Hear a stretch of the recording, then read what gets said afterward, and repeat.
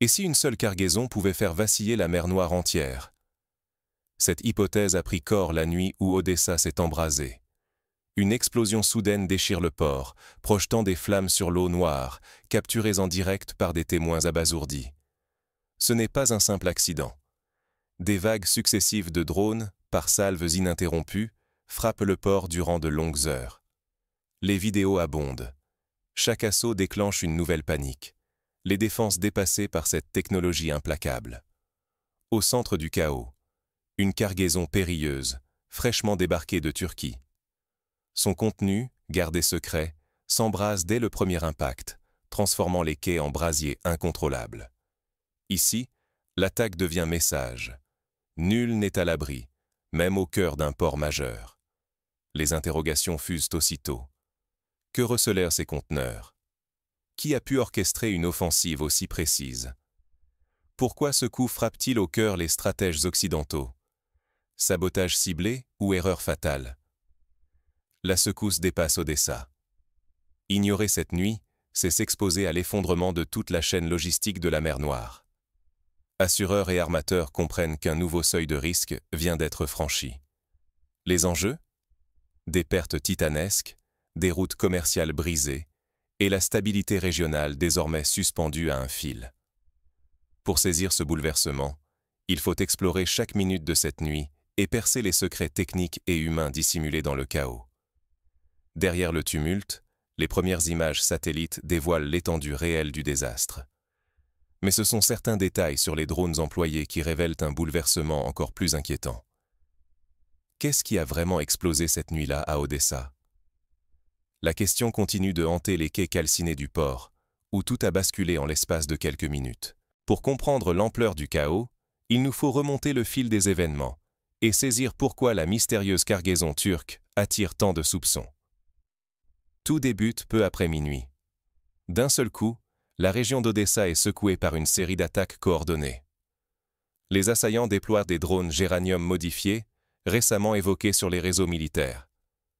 Ces nouveaux engins, dotés d'un système de lancement accéléré et d'une vitesse accrue, bouleversent l'équilibre habituel. Le ciel devient une embuscade. Les défenses anti-aériennes n'ont que quelques secondes pour réagir, repérer la menace, donner l'alerte, riposter.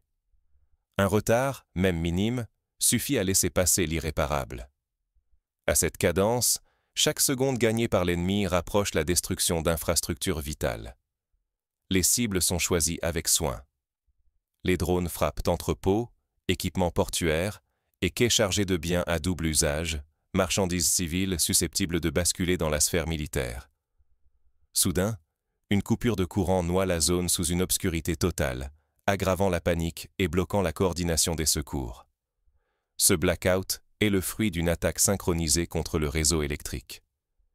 Mais pourquoi viser un navire turc? Les rumeurs abondent. Certains parlent de matériaux hautement inflammables, d'explosifs ou de composants pour carburants spéciaux. D'autres évoquent des pièces destinées à des drones de combat ou des équipements à usage militaire détourné. Les explosions en chaîne et la rapidité de l'embrasement laissent peu de doute. La cargaison était dangereuse. Chaque livraison de ce genre s'inscrit dans une chaîne logistique internationale fragile, mais cruciale. L'incident d'Odessa prouve que la menace s'infiltre désormais au cœur des circuits maritimes, ébranle assurance et alliance, et pèse sur la stabilité de toute la mer Noire. Ignorer la nature exacte des drones ou de la cargaison, c'est sous-estimer la gravité de la menace pesant sur la région. Mais au petit matin, alors que la fumée retombe, une autre question s'impose. Comment ces drones ont-ils pu percer aussi facilement les défenses d'Odessa? Pour le comprendre, il faut explorer leur évolution récente et les failles qu'ils exploitent. Quand la vitesse de frappe dépasse celle de la défense, qui contrôle vraiment l'issue? Cette interrogation a plané sur Odessa cette nuit-là, alors que des drones modifiés ont rompu l'ordre du port. Dotés d'une propulsion réactive, ils ne laissent aux équipes anti-aériennes que quelques secondes pour réagir, un souffle trop court pour déjouer la menace. La tactique ennemie s'est perfectionnée. Les attaques arrivent en vagues coordonnées, alternant reconnaissance et frappe précise. Chaque salve semble destinée à saturer les défenses, forçant les opérateurs à improviser sous pression. Les coupures d'électricité plongent le port dans l'obscurité, rendant radars et projecteurs presque inopérants. La gestion des alertes devient un cauchemar. Les opérateurs reconnaissent leur impuissance face à ce rythme effréné. Quand plusieurs drones surgissent ensemble, la fenêtre d'engagement se referme. Les rapports internes témoignent de confusion, de surcharge, parfois d'un sentiment de défaite, avant même la première minute. Mais derrière cette vulnérabilité se cache une inquiétude plus profonde. Le rôle possible des informateurs locaux. Des soupçons émergent sur des employés qui, connaissant les routines, pourraient transmettre des informations cruciales. Marquage de cibles, observation discrète, synchronisation des frappes selon les flux, chaque geste peut changer la donne. La logistique portuaire devient l'otage de cette guerre invisible. Toute opération, chargement, déchargement, transfert, est exposée à l'interruption brutale. Un seul incident peut geler des quais entiers et bloquer des centaines de milliers de tonnes de marchandises, des vivres aux matériaux sensibles. Face à ce climat, la chaîne logistique vacille. Les armateurs hésitent, les cargos attendent au large, les assurances haussent leurs tarifs et multiplient les clauses. La peur du prochain assaut renchérit chaque transaction et la réputation des corridors maritimes s'effrite, un effet domino aux répercussions régionales. Le constat est sans appel. Si la défense ne s'adapte pas à cette nouvelle guerre éclair, chaque cargaison traversant la mer Noire devient une loterie mortelle. La survie économique et la sécurité nationale se jouent désormais à quitte ou double. Car loin d'un simple incident, c'est la stabilité régionale qui vacille. Jusqu'où ces attaques bouleverseront-elles les alliances et les équilibres déjà fragiles? Derrière chaque frappe, une autre question émerge. Comment les forces portuaires peuvent-elles s'adapter à cette menace mouvante? Les solutions traditionnelles semblent déjà dépassées. La mer Noire est-elle désormais la zone la plus dangereuse d'Europe? Depuis l'attaque nocturne sur Odessa, cette question hante stratèges et décideurs. Un nouveau chapitre s'ouvre où menaces humaines et technologies imprévisibles se fondent, faisant de chaque journée un pas de plus vers l'inconnu. Les alliés de l'Ukraine ont répondu rapidement, soutien affiché, experts dépêchés, promesses d'aide renouvelées. Pourtant, sous cette solidarité, l'inquiétude grandit. Les arsenaux s'épuisent, les ressources navales s'étirent, et surtout, la crainte d'une confrontation directe avec la Russie gèle les décisions les plus audacieuses. L'Alliance Atlantique surveille l'escalade, mais se heurte à ses propres limites. En mer comme sur les quais, la mer Noire devient un échiquier instable. Chaque navire, chaque cargaison compte. Les armateurs hésitent, les compagnies réexaminent chaque passage. Les primes d'assurance explosent, parfois multipliées par 3.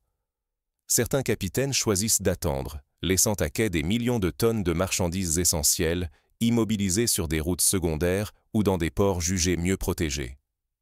Conséquence immédiate, le commerce ralentit. Engrais, céréales, acier, tout ce qui transite par Odessa ou Mykolaïv subit des retards majeurs.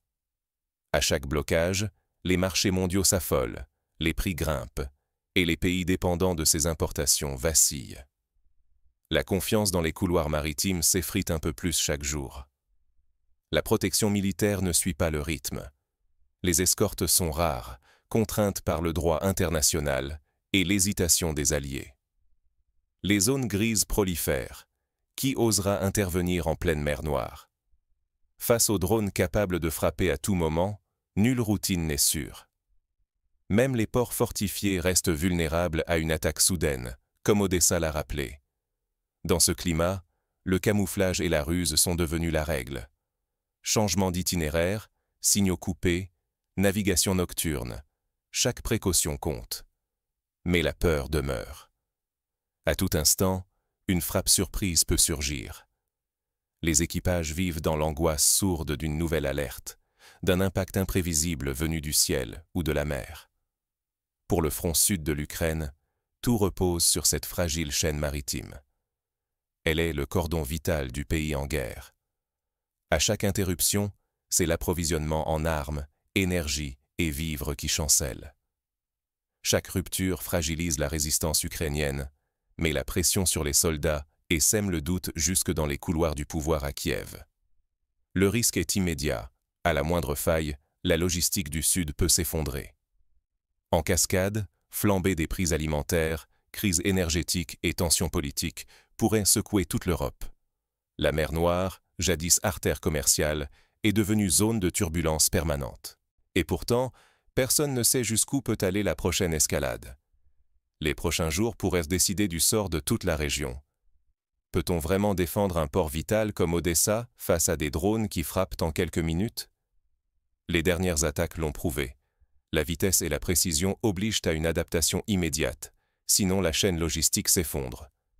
Première urgence, renforcer la défense anti-drone. Il faut des systèmes mobiles, capables de se redéployer rapidement, et une distribution fine des ressources sur tout le port. Disperser intelligemment les moyens, c'est éviter d'offrir de cibles évidentes. Deuxième point critique, surveiller de près personnel et flux d'informations. Les frappes sont d'autant plus efficaces que des complicités internes existent. Détecter, isoler et neutraliser ces failles humaines devient une priorité, grâce à des contrôles accrus et une analyse continue des comportements suspects. Côté logistique, la diversification est vitale. Multiplier routes maritimes et terrestres, varier les horaires, utiliser de faux manifestes, exploiter les fenêtres météo. La prévisibilité tue. Seule la flexibilité permet de surprendre l'ennemi.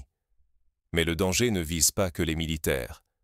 Assureurs, armateurs, politiques doivent inventer de nouveaux modèles de partage du risque. L'assurance classique ne tient plus. Il faut mutualiser différemment, penser à des couvertures dynamiques et à des primes ajustées en temps réel. Sinon, plus personne n'osera affréter un navire. Ce jeu du chat et de la souris exige une adaptation permanente. Refuser cette course, c'est condamner la logistique à l'immobilisme, puis à la rupture pure et simple.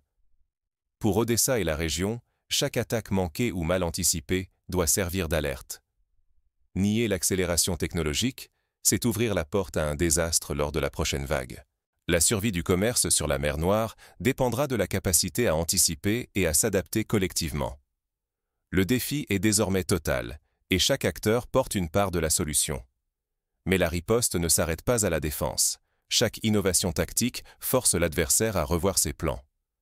Face à cette évolution, Odessa devient le laboratoire d'une nouvelle guerre logistique. La mer Noire ne laisse aucun répit. Chaque nuit d'inaction rapproche du chaos. Refuser de voir cette vérité, c'est s'abandonner à un jeu où l'adversaire impose ses règles et son tempo. Désormais, chaque port, chaque navire, chaque acteur logistique doit accepter que le danger n'est plus l'exception, mais la norme. Les attaques de drones modifiés, capables d'atteindre des vitesses jamais observées, et la circulation de cargaisons à haut risque redéfinissent la notion même de sécurité en mer Noire. L'assurance s'effrite face à des technologies qui évoluent plus vite que les défenses, et la complicité locale accélère la fragilité du système. Croire en une protection automatique, garantie par la technique ou les alliances, devient une illusion périlleuse. Chaque nuit passée sans remettre en question les réflexes hérités rapproche les ports de la désorganisation, et chaque hésitation cède l'initiative à l'autre camp. Refuser d'intégrer cette nouvelle réalité expose non seulement les infrastructures, mais aussi toute la stabilité régionale à des ruptures brutales. Les conséquences ne s'arrêtent pas à Odessa. Toute la chaîne logistique de la mer Noire affronte une envolée inédite des coûts, des primes, des délais et des risques de pertes majeures. Un simple chargement mal synchronisé peut provoquer une crise, et nul corridor n'est fiable à 100%. Dans cette tension permanente, la crédibilité des alliances et la survie économique du littoral se jouent au rythme des menaces. Face à des adversaires agiles, la moindre complaisance devient une faiblesse fatale. Ne pas s'adapter, c'est consentir à la loi du plus rapide et du plus audacieux. Il faut abandonner l'illusion d'un contrôle total. L'équilibre ne tient plus qu'à la capacité d'anticiper, d'ajuster les défenses et d'assumer un risque structurellement élevé. À chaque nuit d'inertie, la fenêtre de réaction se réduit et le prix monte pour tous. Une conclusion s'impose. L'urgence est de transformer en profondeur les modes de pensée et la gestion du risque. La stabilité régionale ne survivra que si le désordre est admis comme une donnée et non comme une exception.